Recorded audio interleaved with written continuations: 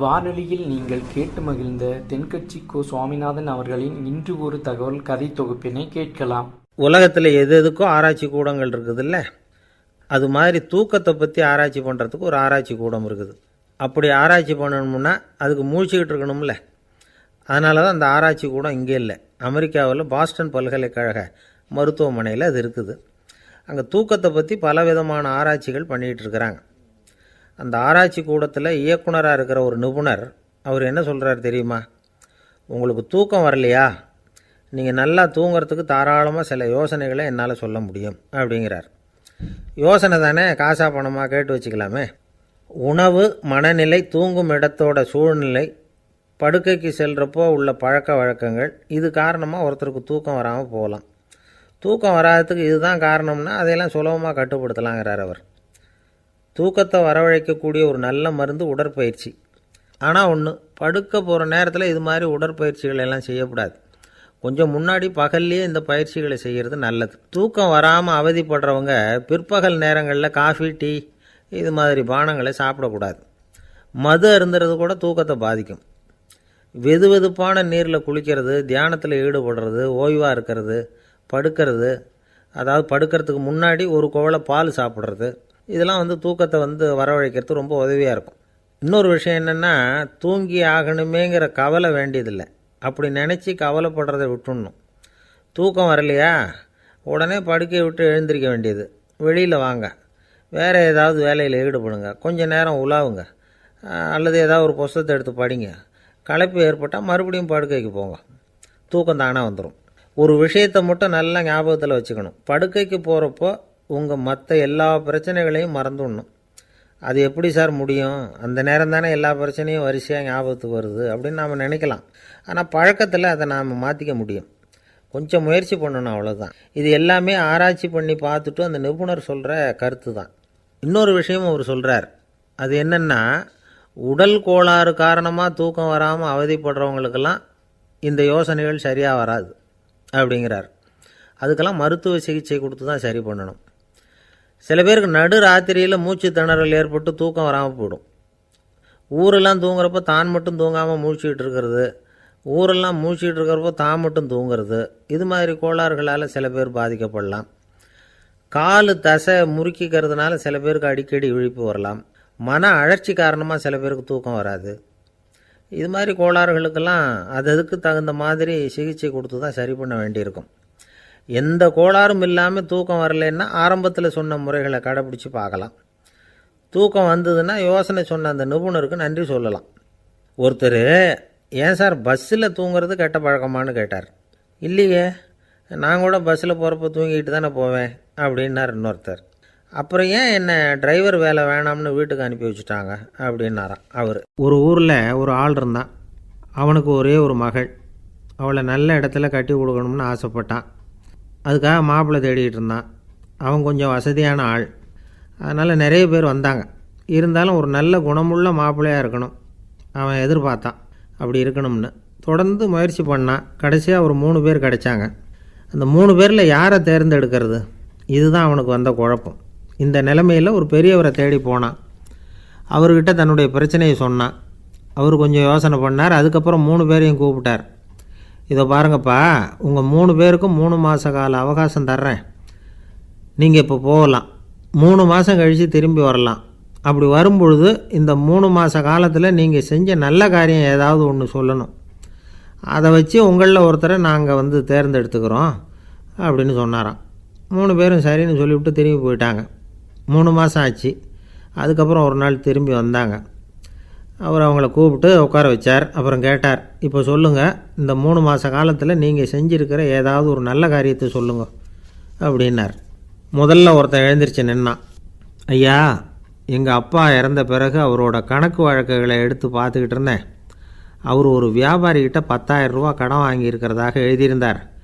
அந்த வியாபாரியும் இப்போ உயிரோடு இல்லை. இருந்தாலும் அந்த வியாபாரியோட மகனை தேடி கண்டுபிடிச்சேன். கணக்கு புத்தகத்தை காட்டினேன். எங்கள் அப்பா உங்கள் அப்பா கிட்ட 10,000 ரூபா கடன் வாங்கியிருக்கிறதாக இதை எழுதியிருக்கிறார். அதனால் அதை திருப்பி கொடுக்கறதுக்காக வந்திருக்கிறேன். இந்தாங்க அந்த பணம் அப்படின்னு சொல்லி கொடுத்துட்டு வந்துட்டேன் அப்படின்னு நானாம். இதை பெரியவர் கவனமாக கேட்டுக்கிட்டார். அதுக்கப்புறம் ரெண்டாவது இளைஞன் எழுந்திரிச்சான். ஐயா, நான் போன மாதம் ஒரு நாள் ராத்திரி வேளையில் ஒரு காட்டுப்பாதை வழியாக எங்கள் ஊருக்கு போய்கிட்டு இருந்தேன். அந்த சமயத்தில் அந்த வழியாக வந்துக்கிட்டு இருந்த ஒரு வழிப்போக்கர்கிட்ட 4-5 திருடர்கள் வம்பு வளர்த்து அவர்கிட்ட இருந்த பொருளை எல்லாம் கொள்ளையடிச்சிக்கிட்டு இருந்தாங்க. நான் உடனே ஒரு குச்சியை எடுத்துகிட்டு ஓடினேன். அந்த திருடர்களை அடித்து விரட்டினேன். பொருளையெல்லாம் மீட்டு அந்த வழிப்போக்கர்கிட்ட ஒப்படைச்சேன். அவரை பத்திரமா அழைச்சிட்டு போய் அவர் வீட்டில் விட்டுட்டு வந்தேன் அப்படின்னு நானும். இதையும் பெரியவர் கவனமாக கேட்டுக்கிட்டார். அடுத்தபடியாக மூணாவது இளைஞன் எழுந்திரிச்சான். ஐயா, போன மாதம் ஒரு நாள் நான் ஒரு மலைப்பாதை வழியாக போய்கிட்டு இருந்தேன். மலைப்பாதை விளிம்பில் ஒரு மதகு கட்டை, அது மேலே ஒரு ஆள் படுத்து தூங்கிட்டு இருந்தான். அந்த பக்கம் தவறி உருண்டு விழுந்திருந்தான்னா அதில் பாதாளம். அது மலையடி வாரத்தில் போய் தான் விழணும், அவ்வளவு பள்ளம். அது தெரியாமல் அவன் பாட்டுக்கு தூங்கிட்டு இருந்தான். நான் உடனே அவன்கிட்ட ஓடி போய் குனிஞ்சு அவன் முகத்தை பார்த்தேன். அப்போ தான் புரிஞ்சுது, அவன் ஏற்கனவே எனக்கு தெரியும். அவனை எனக்கு நிறைய கெடுதல் பண்ணியிருக்கிறான், இடைஞ்சல் கொடுத்தவன். இருந்தாலும் ஐயோ பாவம்னு நினச்சி அவனை எழுப்பி பாதுகாப்பாக வேற ஒரு இடத்துல படுக்க வச்சுட்டு வந்தேன் அப்படின்னு நானும். பெரியவர் இதையும் கேட்டுக்கிட்டார். அதுக்கப்புறம் அவங்க 3 பேரையும் பார்த்து, நீங்கள் போகலாம், நாங்கள் யோசித்து முடிவு பண்ணி உங்களுக்கு சொல்லி அனுப்புகிறோம் அப்படின்னாராம். அந்த இளைஞர்கள் புறப்பட்டு போயிட்டாங்க. அதுக்கப்புறம் அந்த பெண்ணோட அப்பாவை பார்த்து சொன்னார், இந்த 3 பேருமே நல்ல பிள்ளைங்க தான், அதில் ஒன்றும் சந்தேகம் இல்லை. இருந்தாலும் இந்த 3 பேர் செஞ்ச செயல்களையும் ஒப்பிட்டு பார்க்க வேண்டியிருக்கு. முதல் இளைஞன் நேர்மைக்கு எடுத்துக்காட்டாக விளங்குறான். இந்த காலத்தில் இது மாதிரி இளைஞர்களை பார்க்குறது ரொம்ப கஷ்டம்தான். இருந்தாலும் அவன் கடமையை தான் செஞ்சான். ரெண்டாவது இளைஞன் நல்ல வீரன், தைரியசாலி. ஒரு வீரன் எதை செய்யணுமோ அதைத்தான் இவன் செஞ்சான். இவன் ஒரு லட்சிய மனிதன். மூணாவது இளைஞன் தன்னுடைய பகைவனுக்கே உதவி செஞ்சுருக்கான். அவன் உயிரை காப்பாற்றியிருக்கிறான். பகைவனுக்கு அருள்வதுங்கிறது ஒரு சாதாரண மனுஷனால் செய்யக்கூடிய காரியம் இல்லை. பகையை மறக்கிறதும் பகைவனுக்கு அருள்வதும் தெய்வீக பண்புகள். அதனால் இவனையே உன்னுடைய மகளுக்கு ஏற்ற மாப்பிள்ளையாக தேர்ந்தெடுக்கலாம் அப்படின்னு சொன்னாங்களாம். ஒரு நல்ல நாளில் அவங்களுக்கு திருமணம் நல்ல விதமாக நடந்து முடிஞ்சுதான். இது சுவாமி சின்மயானந்தர் சொல்லியிருக்கிற ஒரு கதை. இதிலேருந்து நாம் புரிந்து கொள்ள வேண்டிய ஒரு கருத்து, நமக்கு கெடுதல் பண்ணவங்களுக்கும் நாம் நல்லது செய்யணும். ஆனால் நடைமுறையில் அப்படி நம்மளால் செய்ய முடியறதில்ல. அதுதான் சிக்கல். நம்மால் ஒருத்தங்கிட்ட கேட்டேன், ஏண்டா உன்னுடைய பகைவன் ஒருத்தன் அது மாதிரி ஒரு மலைப்பாதை மதகு கட்டையில் படுத்திருந்தா உடனே நீ என்ன நினைப்ப அப்படின்னு கேட்டோம். இது ஒரு அருமையான சந்தர்ப்பம்னு நினைப்பேன் அப்படின்னா. எதுக்குன்னு கேட்டோம். அவனை அந்த பக்கமாக உருட்டி கீழே தள்ளுறதுக்கு அப்படின்னா. ஒரு ஆள் ராமகிருஷ்ணரை தேடி வந்தான். அவன் கையில் 1000 பொற்காசுகள் வச்சுருந்தான். அதை அவர்கிட்ட கொடுத்து இதை ஏற்றுக்கணும் அப்படின்னு ரொம்ப பணிவாக கேட்டுக்கிட்டான். அவர் பார்த்தார், இது எனக்கு தேவையில்லை, ஆனாலும் உன்னுடைய மனசை புண்படுத்துறதுக்கு நான் விரும்பலை, அதனால் நீ கொடுக்குறத வாங்கிக்கிறேன்னார். வாங்கிக்கிட்டார். அப்புறம் கேட்டார், இதை பாரு, இனிமேல் இதெல்லாம் என்னுடையது தானே அப்படின்னார். ஆமாம், அதையெல்லாம் நான் உங்களுக்கே கொடுத்துட்டேன்னா அவன். சரி, இப்போ நீ எனக்காக ஒரு காரியம் பண்ணணும்னார். என்ன செய்யணும்னு சொல்லுங்கன்னா, இந்த நாணயங்களையெல்லாம் எடுத்துக்கிட்டு போய் கங்கை நதியில் எரிஞ்சுட்டு வா அப்படின்னார். இவனுக்கு அதிர்ச்சியாக போச்சு. என்ன பண்ணுறது, இனிமேல் அது முடியாதுன்னு சொல்ல முடியாது. ஏன்னா அந்த நாணயங்களையெல்லாம் அவருக்கே கொடுத்துட்டான். இனிமேல் அதெல்லாம் இவனுடையது இல்லை. பேசாமல் அவ்வளோவே அள்ளிக்கிட்டு ஆத்தங்கரைக்கு போனான். போனவன் ரொம்ப நேரம் திரும்பியே வரல. ராமகிருஷ்ணருக்கு சந்தேகம், என்ன ஆச்சு அந்த மனுஷனுக்கு, காசுகளோடு அந்த கங்கையில் குதிச்சுட்டானா, போகும்பொழுதே ஒரு மாதிரியாக தான் போனான், போய் என்னன்னு பார்த்துட்டு வாங்க அப்படின்னார். அங்கே இருந்த ஒருத்தர் ஓடி போய் பார்த்தார். அவர் போய் பார்க்கும்பொழுது அவன் அங்கேயே இருந்தான். அதுக்கப்புறம் அவர் திரும்பி வந்தார். வந்து விவரத்தை சொன்னார். அதாவது அவன் கங்கை கரையில் உட்காந்துக்கிட்டு ஒவ்வொரு நாணயமாக 1, 2ன்னு எண்ணி எண்ணி வீசிக்கிட்டு இருக்கிறான். அவனை சுற்றி ஒரு கும்பல் நின்றுக்கிட்டு அவனை தடுத்துக்கிட்டு இருக்குது அப்படின்னு விவரத்தை சொன்னார் போயிட்டு வந்தவர். இதை கேட்டதும் ராமகிருஷ்ணரே புறப்பட்டு அங்கே போனாராம். என்ன இப்படி பண்ணிகிட்ருக்கிற, நான் உன்னை அந்த நாணயங்களை கங்கையில் வீசி எறிய சொன்னேன், நீ ஏன் அதை எண்ணிக்கிட்டு இருக்கிற அப்படின்னார். பழக்கம்தான் காரணம், நான் ஒவ்வொரு நாளும் ஒவ்வொன்றா சேமித்து வச்சேன். இன்றைக்கி என்கிட்ட நிறைய இருக்குது, உங்களுக்கு ஒரு 1000 நாணயங்களை கொடுக்கணுங்கிறது என்னோடய ஆசை அப்படின்னா. இப்போ ராமகிருஷ்ணர் சொன்னார், ஒரே நேரத்தில் எல்லாத்தையும் சம்பாதிச்சிருந்தா நீ எண்ணுறது பொருத்தமாக இருக்கும். எல்லாத்தையும் இழக்கும்போது ஒவ்வொன்றா எண்ணிக்கிட்டு இழக்கிறதுங்கிறது சரியான செயல் இல்லை. அதனால் ஒரே தடவையாக எல்லாத்தையும் தூக்கி எறிஞ்சிடும் அப்படின்னார். இது இழப்பது அப்படிங்கிற ஒரு உயர்ந்த நிலை. இதை நாம் யதார்த்த வாழ்க்கையில் சம்மந்தப்படுத்தி பார்த்து குழப்பிக்கிட்டு இருக்கக்கூடாது. இழக்கிறேன்னு சொல்லிக்கிட்டு இருக்கிற காசையெல்லாம் ஆற்றுலையும் குளத்துலையும் கொண்டு போய் எரிஞ்சிட்டு வாங்க அப்படின்னு உபதேசம் பண்ணுறதாக யாரும் நினச்சிடக்கூடாது. இதில் நாம் புரிஞ்சிக்க வேண்டியது என்னென்னா, எதையாவது ஒன்றை இன்னொருத்தருக்கு கொடுக்கணும் அப்படின்னு விருப்பப்பட்டால் அதை மனப்பூர்வமாக கொடுத்துடணும். கொடுத்துட்டு அதையே நினச்சிக்கிட்டு இருக்கக்கூடாது. நம்மால் ஒருத்தர் ஒரு 100 ரூபா நோட்டை தன்னுடைய நண்பர் ஒருத்தர்கிட்ட கொடுத்து, இது உனக்கு தான் வச்சுக்கோ அப்படின்னார். அவர் பார்த்தார், இது இனிமேல் எனக்கு தானே சொந்தம் அப்படின்னார். ஆமான்னார் அவர். அப்படின்னா எனக்காக நீ ஒரு உதவி செய்யணும்னார். சொல்லுங்கள் செய்கிறேன்னார் அவர். இந்த 100 ரூபா நோட்டை தீ வச்சு கொளுத்தி விடுன்னார். இவர் அதிர்ச்சியாகி அவரை பார்த்தார். இப்போ அவர் சொன்னார், நீ எனக்கு அன்பாக கொடுத்தது இது, இந்த நோட்டு கள்ள நோட்டுங்கிறது எனக்கு முன்னாடியே தெரியும், சீக்கிரம் கொளுத்தி விடு, அதுதான் நம்ம 2 பேருக்குமே நல்லது அப்படின்னாராம் அவர். ஒருத்தர் அவசரமாக போய்கிட்டு இருந்தார். எங்கே போய்கிட்டு இருக்கீங்க அப்படின்னு கேட்டார் ஒரு பெரியவர். கடைக்கு போகிறேன் சார், சாமான் வாங்கிறதுக்கு அப்படின்னார். அங்கே போகிறதுக்கு முன்னாடி தெரிஞ்சிக்க வேண்டியதெல்லாம் தெரிஞ்சுக்கிட்டீங்களா அப்படின்னு கேட்டார் பெரியவர். கடைக்கு போய் காசை கொடுத்து ஒரு பொருளை வாங்கிட்டு வரப்போகிறோம், இதில் தெரிஞ்சிக்க வேண்டியது என்ன இருக்குது அப்படின்னார் அலட்சியமாக. இப்போ அந்த பெரியவர் பேச ஆரம்பித்தார். இந்த உலகத்தில் எந்த ஒரு செயலில் இறங்குறப்போவும் நாம் நல்லா ஆலோசனை பண்ண வேண்டிய விஷயம் 5 அப்படின்னார். உதாரணமாக, ஒருத்தன் கடைக்கு போய் ஏதோ ஒரு பொருளை வாங்கிட்டு வர போகிறான்னு வச்சுக்கோங்களேன். அப்போ கூட அவன் 5 விஷயங்களை பற்றி தெரிஞ்சுக்க வேண்டியிருக்குது அப்படிங்கிறார் அவர். முதல்ல அந்த பொருள் எப்படிப்பட்டது அப்படிங்கிறத தெரிஞ்சுக்கணும். 2வதாக தன்னை பற்றியும் தெரிஞ்சுக்கணும். அப்போ தான் அந்த பொருள் தனக்கு தேவையா இல்லையா அப்படிங்கிறத புரிஞ்சுக்க முடியும்.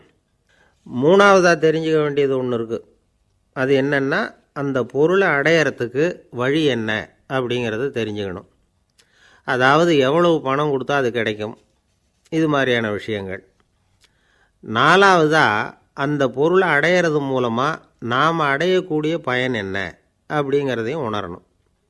5வது, அந்த பொருளை அடையிறதுல இருக்கக்கூடிய தடை எது அப்படிங்கிறதையும் நாம் தெரிஞ்சுக்கணும். பெரியவர் பேசுகிறது ஏதோ தத்துவம் மாதிரி தெரியுது இல்லையா? தத்துவம்தான். அதாவது இப்படி உலகியல் வாழ்க்கையில் சின்ன சின்ன விஷயங்கள்லேயே நாம் 5 விஷயங்களை தெரிஞ்சுக்க வேண்டியிருக்குது. அது ரொம்ப அவசியமாக இருக்குது. பேரின்ப நிலைன்னு சொல்கிறாங்கள்ல, அது மாதிரி பெரிய சமாச்சாரங்கள்லேயும் இந்த 5 விஷயங்களை நாம் தெரிஞ்சுக்க வேண்டியிருக்குது. அதுக்கு பேர் என்னன்னா அர்த்த பஞ்சகம். வைணவ சமயத்தில் அர்த்த பஞ்சகம்ங்கிறது ரொம்ப பெரிய விஷயம். கடைக்கு போகிறது மாதிரி கடவுளை பார்க்க போகிறப்பவும் நாம் 5 விஷயங்களை தெரிஞ்சுக்கணுமா. முதல்ல பரம்பொருள் அப்படிங்கிறது என்ன, அதோட தன்மைகள் என்ன, இதை தெரிஞ்சுக்கணும். இதுக்கு பேர் என்னன்னா பரமாத்ம ஸ்வரூபம் அப்படின்னு பேர். 2வது, நாம் யார், நம்மோட தன்மை என்ன அப்படிங்கிறத தெரிஞ்சுக்கணும். நான் யாருன்னு எனக்கே தெரியலங்கிறப்போ இதை நான் சொல்கிறேன்னு இது என்னுடையதுன்னு சொல்கிறது தப்பு தானே. அப்புறம் 3வது விஷயம், பரம்பொருளை நாம் அடையிறதுக்கு வழி எது, இதை தெரிஞ்சுக்கணும். இது உபாய ஸ்வரூபம் அப்படின்னு பேர். 4வது விஷயம், நாம் அடைய வேண்டிய பயன்கள் என்ன அப்படிங்கிறத தெரிஞ்சுக்கிறது. இதுக்கு புருஷார்த்தம் அப்படின்னு பேர். 5வது, அந்த பயனை அடைய விடாமல் தடுக்கிற தடைகள் யாவை அப்படிங்கிறத தெரிஞ்சுக்கிறது. இது விரோதி ஸ்வரூபம். இதைத்தான் தடையியல் அப்படின்னு சொல்கிறாங்க. அதாவது பரமாத்மாவை பற்றிய அறிவு, ஜீவாத்மாவை பற்றிய அறிவு, உபாயம் பற்றிய அறிவு, புருஷார்த்தம் பற்றிய அறிவு, இந்த 4 அறிவுக்கும் எதிரடையாக, அதாவது அதையெல்லாம் தப்பாக புரிஞ்சுக்கிறதால உண்டாகக்கூடிய அறிவு விரோதி ஸ்வரூபம். என்ன இது தகவலில் ஏதாவது கதை சொல்லுவீங்கன்னு பார்த்தா ஏதோ தத்துவம் பேசிகிட்டு இருக்கிறீங்களே அப்படின்னு நினைக்கலாம். இதுவும் தெரிஞ்சுக்க வேண்டிய ஒரு பெரிய விஷயந்தான். காதில் போட்டு வச்சா எப்போவாவது உபயோகப்படும். என்னுடைய நண்பர் ஒருத்தர் ஒரு நாள் என்கிட்ட சொன்னார், சார், அடுத்த மாதம் தஞ்சாவூரில் ஒரு கல்யாணம், போகிறதா வேண்டாமா அப்படின்னு ஒரே குழப்பமாக இருக்குது அப்படின்னார். நான் உடனே இந்த அர்த்த பஞ்சக உபதேசம் பண்ண ஆரம்பித்தேன். அவர் எல்லாத்தையும் பொறுமையாக கேட்டுவிட்டு, சரி சார், நான் போகிறதுன்னு முடிவு பண்ணிவிட்டேன்னார். எப்படி இந்த முடிவுக்கு வந்தீங்க அப்படின்னு கேட்டேன். அவர் சொன்னார், சார், அந்த 2வது பாயிண்ட் ஒன்று சொன்னீங்களே, அதை புரிஞ்சுக்கிட்டதுக்கு அப்புறம்தான் இந்த முடிவுக்கு வந்தேன் அப்படின்னார். என்ன 2வது பாயிண்ட்டுன்னு? அதாவது தன்னை பற்றி புரிஞ்சுக்கணும் அப்படின்னு சொன்னீங்க. உடனே என்னை பற்றி புரிஞ்சுக்கிட்டேன், நான் யாருங்கிறது எனக்கு தெரிஞ்சுது, உடனே போகிறது தான் நல்லதுன்னு முடிவு பண்ணிவிட்டேன்னார். நீங்கள் யாருன்னு கேட்டேன். நான் தான் சார் அந்த கல்யாணத்தில் தாலி கட்ட வேண்டிய மாப்பிள்ளை அப்படின்னார். ஒரு தந்தை தன்னோட பிள்ளைய ரொம்ப தைரியசாலியாக வளர்க்கணும்னு ஆசைப்பட்டார்.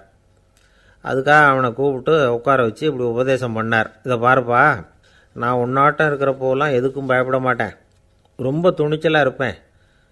ஒரு நாள் ஒரு அப்பாவி எலியை ஒரு பூனை துரத்திட்டு ஓடிச்சு. நான் உடனே என்ன செஞ்சேன் தெரியுமா?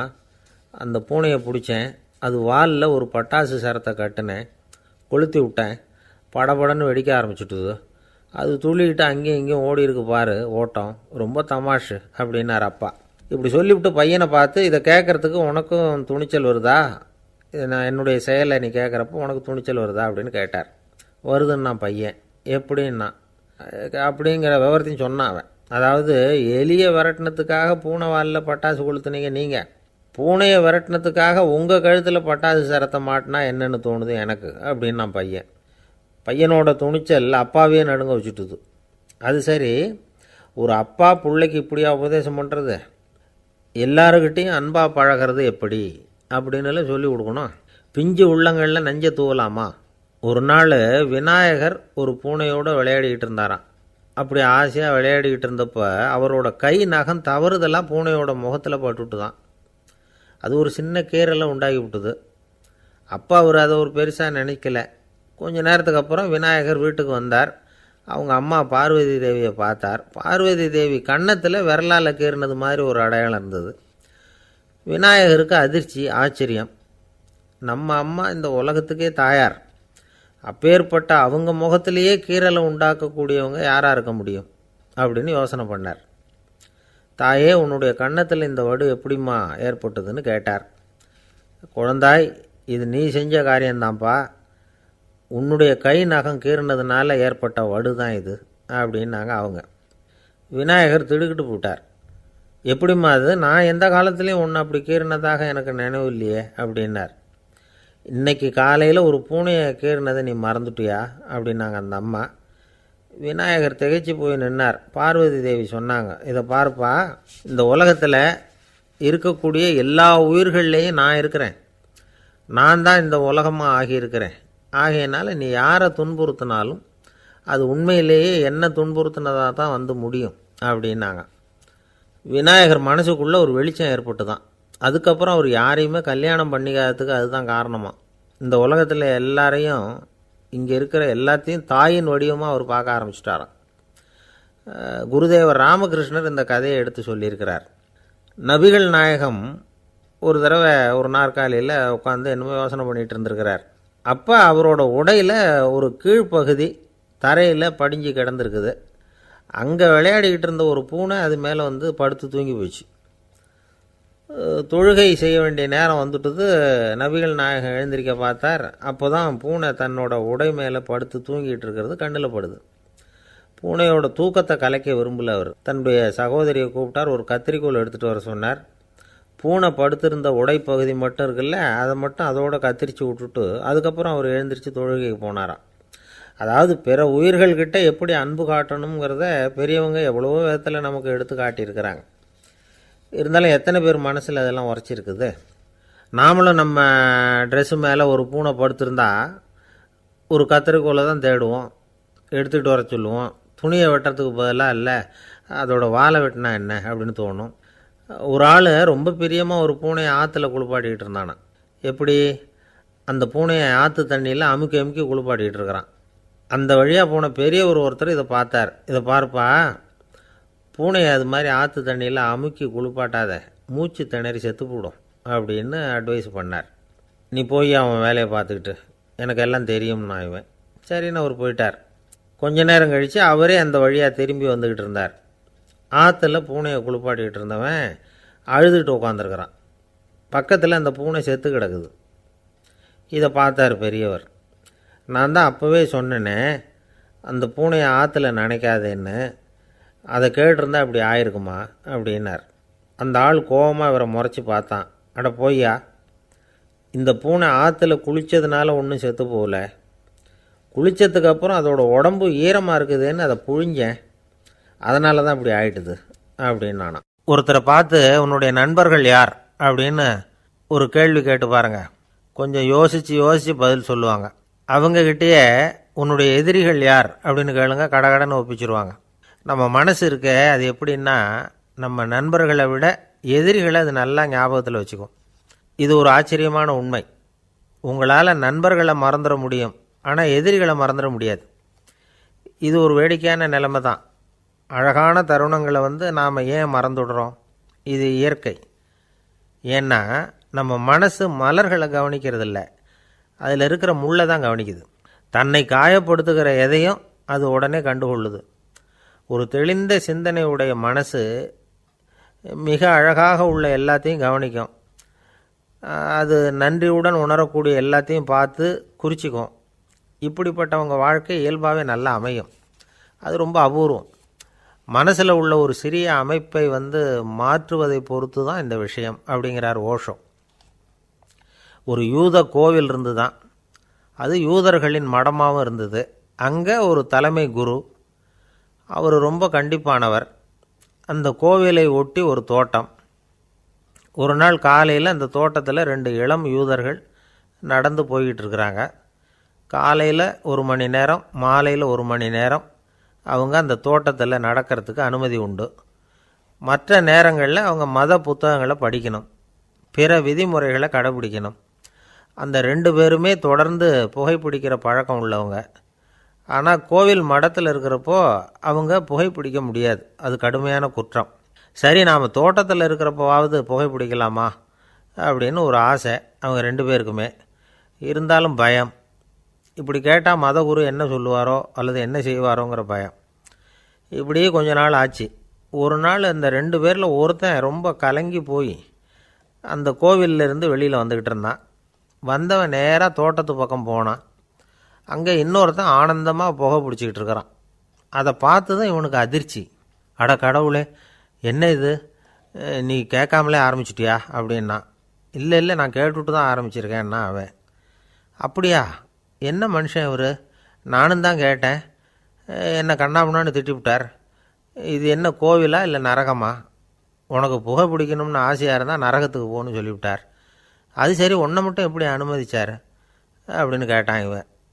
அவன் சிரிச்சுக்கிட்டே, நீ எப்படி கேட்ட சொல்லு அப்படின்னா. நாம் இந்த தோட்டத்துக்கு வர அனுமதிக்கப்பட்டிருக்கிறதே ஜபத்துக்காகத்தானே, அதனால் நான் ஜபம் சொல்லும் பொழுது புகை பிடிக்கலாமா அப்படின்னு கேட்டேன். அதுக்கு தான் அவர் சத்தம் போட்டு என்னை அடிக்கவே வந்துட்டார் அப்படின்னா இவன்.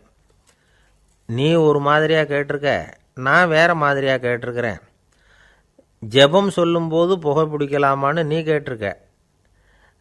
ஐயா, புகை பிடிக்கும் பொழுது ஜபிக்கலாமா அப்படின்னு நான் கேட்டேன். அதில் தப்பு ஒன்றும் இல்லை அப்படின்னு பதில் சொல்லிட்டார் அப்படின்னா. ஒரு சிறிய மாற்றம்தான் அது மிகப்பெரிய மாறுதலை ஏற்படுத்தி விட்டது. மனசு நல்ல விதமாக சிந்திக்க ஆரம்பிச்சுட்டுதுன்னா மகிழ்ச்சிக்கு பஞ்சம் இல்லை. ஒரு கஞ்சன் ஆற்றுல விழுந்துட்டான். வெள்ளத்தில் தத்தளிச்சிக்கிட்டு இருக்கிறான். கரையில் நின்ன ஒருத்தர், உன் கையை கொண்டா இப்படி பிடிச்சி இழுத்து கரையில் சேர்த்து விட்றேன்னார். எதையும் கொடுத்து பழக்கம் இல்லாத அவன் கையையும் கொடுக்க மாட்டேன்னுட்டான்.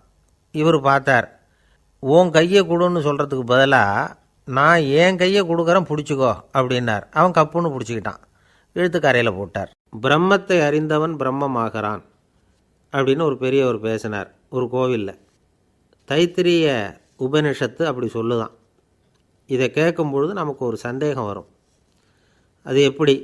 பிரம்மத்தை அறிந்தவன் பிரம்மம் ஆகிறான்னா, சிங்கத்தை அறிந்தவன் சிங்கம் ஆகிறானா, தோசையை அறிந்தவன் தோசை ஆகிறானா? இப்படிப்பட்ட சந்தேகம் நமக்கு வர்றதில் ஒன்றும் ஆச்சரியம் இல்லை. இது இயற்கை. இதுக்கும் அந்த பெரியவரே பதில் சொல்கிறார். சிங்கம் வேற, நாம் வேற. அதனால் சிங்கத்தை அறிந்தவன் சிங்கமாக மாட்டான். ஆனால் பிரம்மம் வேற, நாம் வேற இல்லை. அதனால் பிரம்மத்தை அறிந்தவன் பிரம்மமாகிறான் அப்படிங்கிறது அவரோட விளக்கம். மனிதன் அவன்தான் தான் பிரம்மங்கிறது தெரியாதனால தான் அதை வேறு எங்கேயோ தேடிகிட்டு இருக்கிறான். கடைசியில் அது தான் தாங்கிறது புரிஞ்சுக்கிற பொழுது அவன் பிரம்மம் ஆகிடுறான். இதை விளக்கிறதுக்கு ஒரு உபநிஷத்து கதையே இருக்குது. நமக்கு தெரிஞ்ச கதை தான், ஆனால் அதை வேறு விதமான அர்த்தத்தில் விளையாட்டாக சொல்லிகிட்டு இருக்கிறோம். ஒரு சமயம் ஒரு 10 நண்பர்கள் ஒரு காட்டு வழியாக போய்கிட்டு இருக்கிறாங்க. குறுக்க ஒரு நதி, அதை கடந்து அடுத்த பக்கம் போகணும். எல்லோரும் ஒரு வழியாக கடந்து அடுத்த கரைக்கு போய் சேர்ந்துட்டாங்க. அங்கே போய் சேர்ந்ததுக்கப்புறம் எல்லோரும் பத்திரமா வந்து சேர்ந்துட்டோமா அப்படின்னு தெரிஞ்சுக்கிறதுக்காக எண்ணி பார்க்குறான் அந்த கூட்டத்து தலைவன். அவங்க மொத்தம் 10 பேர். ஆனால் இவன் எண்ணி பார்க்குறப்போ 9 தான் வருது. ஏன்னா அவன் தன்னை விட்டுவிட்டான். எதிரில் நிற்கிறவங்கள மட்டுமே எண்ணுறான். ஐயோ 10வது ஆள் எங்கேங்கிறான், பதறான். சரி நீ இரு நான் எண்ணி பார்க்குறேன்னு சொல்லிவிட்டு இன்னொருத்தன் வந்து எண்ணுறான். அவனும் தன்னை விட்டுட்டு எண்ணுறான். 9 தான் வருது. எல்லோரும் கொய்யோ முறையோன்னு கத்த ஆரம்பிச்சிட்டாங்க. அந்த சமயத்தில் ஒரு பெரியவர் அந்த பக்கமாக வர்றார். என்ன விஷயம்னு விசாரிக்கிறார். 10வது ஆள் 6 அடிச்சுட்டு போட்டுது அப்படின்னு சொல்லி இவங்க அழறாங்க. சரி அழாதீங்க அப்படின்னு சொல்லி அந்த தலைவனை பார்த்து இப்படி வாங்குறார். வர்றான். இப்போ எனக்கு முன்னாடி ஒரு தரம் எண்ணு பார்க்கலாம்ங்கிறார். 1 2 3ன்னு ஆரம்பித்து 9ல் வந்து முடிக்கிறான். உடனே பெரியவர் நீ தான் அந்த 10வது ஆள் அப்படிங்கிறார். இது உண்மை. நாம் தான் அது. நாம் தான் நம்மளை வேறு எங்கேயோ தேடிகிட்டு இருக்கிறோம். நாம் எங்கேயோ தேடிகிட்டு இருக்கிறோமே அந்த பிரம்மம் நாம் தான். இப்படி ஒரு பெரிய உண்மையை விளக்கிறதுக்காக தான் அப்படி ஒரு கதை சொல்லப்பட்டது. ஆனால் அதை வந்து நாம் வேறு விதமாக வேடிக்கையாக உபயோகப்படுத்திக்கிட்டு இருக்கிறோம். எப்படி தெரியுமா? ஒரு ஆத்தங்கரையில் ஒரு 10 பேர் முழிச்சுக்கிட்டே நின்றுக்கிட்டு இருந்தாங்களாம். அந்த பக்கமாக வந்த ஒருத்தன் ஏன் இப்படி முழிச்சுக்கிட்டு நிற்கிறீங்கன்னு கேட்டிருக்கிறான். எங்களுக்கு நீச்சல் தெரியாது, நாங்கள்லாம் அடுத்த கரைக்கு போய் சேரணும் அப்படின்னு நாங்களாம். சரி நான் கொண்டுட்டு போய் விட்றேன். எல்லாரும் அக்கறைக்கு போய் சேர்ந்த உடனே ஆளுக்கு ₹1 வீதமாக மொத்தம் ₹10 எனக்கு கொடுக்கணும் அப்படின்ட்டுருக்கான் இவன். சரின்னு ஒத்துக்கிட்டாங்க. இவன் ஒவ்வொருத்தராக கையை பிடிச்சி மெதுவாக ஆற்றுல இறக்கி அழைச்சிட்டு போயிட்டான். 9 பேரை கரை சேர்த்துட்டான். 10வது ஆள் பாதி ஆற்றுல போயிட்டுருக்கிறப்போ திடீர்னு வெள்ளம் வந்துட்டுது. புடி நழுவி போச்சு. கையை விட்டுட்டான். வெள்ளம் அடிச்சிட்டு போட்டுது. அழைச்சிட்டு வந்தவன் நீச்சல் அடித்து தட்டு தடுமாறி கரைக்கு வந்து சேர்ந்துட்டான். கரையில் இருந்தவங்களுக்கு இந்த விஷயம் தெரியாது. இருந்தாலும் இவன் உடம்பு பூரா நனைஞ்சி கொஞ்சம் அதிகமாக மூச்சு வாங்க நின்றுக்கிட்டு இருந்தானா, ஏங்க ஏன் இப்படி மூச்சு வாங்குது, என்ன விஷயம் அப்படின்னு கேட்டாங்களாம். அதுக்கு இவன் கொஞ்சமாக அலட்டிக்காமல் சொன்னானா, வேறு ஒன்றும் இல்லை, நீங்கள் கொடுக்க வேண்டிய ₹10 ₹1 குறைஞ்சி போச்சு அவ்வளவுதான் அப்படின்னானா. ஏங்க எங்கே போயிட்டு வரீங்க அப்படின்னு கேட்டேன். எனக்கு வேண்டப்பட்ட ஒருத்தரை பார்த்து. ஆஸ்பத்திரிக்குன்னார். எந்த ஆஸ்பத்திரிக்குன்னே? மாட்டு ஆஸ்பத்திரிக்குன்னார். என்ன விஷயம்னே? மாமனாருக்கு உடம்பு சரியில்லை, அதுதான் மாட்டு ஆஸ்பத்திரிக்கு போயிட்டு வரேன்னார். அட பாவி, அதுக்கு அந்த ஆஸ்பத்திரிக்காக போவாங்க அப்படின்னு ஆச்சரியமா. அட அது இல்லைப்பா, முதல்ல எங்கள் குடும்ப டாக்டர் தான் தேடிக்கிட்டு போனேன். அவர் அந்த நேரத்தில் அவர் வளர்க்குற நாய்க்குட்டிக்கு உடம்பு சரியில்லைன்னு சொல்லி அதை தூக்கிக்கிட்டு மாட்டு ஆஸ்பத்திரிக்கு போயிட்டாராம் சொன்னாங்க. அதனால் அங்கே போய் அவரை சந்தித்து விஷயத்தை சொல்லிவிட்டு வர்றேன்னார். அப்புறம் தான் எனக்கு கொஞ்சம் நிம்மதியாக இருந்தது. பொதுவாக நமக்கு தெரிஞ்ச வரையில் டாக்டர்கள் 2 வகை. நமக்கு வைத்தியம் பண்ணுற டாக்டர்கள் ஒரு வகை, நம்மக்கிட்ட இருக்கிற ஆடு மாடு கோழிக்கு வைத்தியம் பண்ணுற டாக்டர்கள் ஒரு வகை. இப்போ தான் எனக்கு தெரியும் இன்னொரு வகையான டாக்டர்களும் உண்டுங்கிறது. அது யாருன்னா பூச்சிகளுக்கு வைத்தியம் பண்ணுற டாக்டர்கள், அதாவது பூச்சி டாக்டர்கள். வெளிநாடுகளில் அப்படிலாம் கூட சில பேர் இருக்கிறாங்க. பிரிட்டனில் யார்க்ஷயர் வட்டாரத்தில் ராதர்ஹாம் அப்படின்னு ஒரு ஊர். அங்கே ஒரு விலங்கியல் மருத்துவர், பேர் டாக்டர் லான்ஸ் ஜெப்சன். அவர் ஆஸ்பத்திரி வாசலில் பார்த்தீங்கன்னா தினமும் நிறைய பேர் நின்றுக்கிட்டு இருப்பாங்க. கையில் கண்ணாடி குடுவை, தகர டப்பா இப்படி ஏதாவது இருக்கும். அதுக்குள்ளே ஏதாவது பூச்சிகள் இருக்கும். அதுக்கு வைத்தியம் பண்ணுறதுக்காக வந்தவங்க தான் அவங்கெல்லாம். சிலந்தி பூச்சி, பல்லி, தேளு, பாம்பு இப்படி ஏதாவது இருக்கும். பொழுதுபோக்காக சில பேர் நாய், பூனை, கிளி, மைனா, புறா இப்படி ஏதாவது வளர்க்குறாங்கல்ல, அது மாதிரி இப்போல்லாம் தேளு, பல்லி, பாம்பு, பூச்சி இதையெல்லாம் வளர்க்க ஆரம்பிச்சிட்டாங்களாம். இது ஒரு புது ஃபேஷன். இப்போ கூண்டுக்குள்ளே டப்பாக்குள்ளே போட்டு வளர்க்குறது, அதுக்கு ஏதாவது நோய் வந்துட்டுதுன்னா வைத்தியம் பண்ணுறதுக்கு டாக்டர்கிட்ட வந்துட வேண்டியது, இப்படி இந்த பழக்கம்லாம் நிறையா வந்துட்டுது. ரத்தம் உறிஞ்சிற அட்டைகள் கூட இவங்ககிட்ட வைத்தியத்துக்கு வருதான். சிலந்திகளில் செங்கால் சிலந்தின்னு ஒரு வகை. மத்திய அமெரிக்க காடுகளில் இது அதிகம். சிலந்திகள்லேயே ரொம்ப விலை உசந்தது இந்த ரகம்தான். கால்களில் சிவப்பு கோடுகள் இருக்கும்.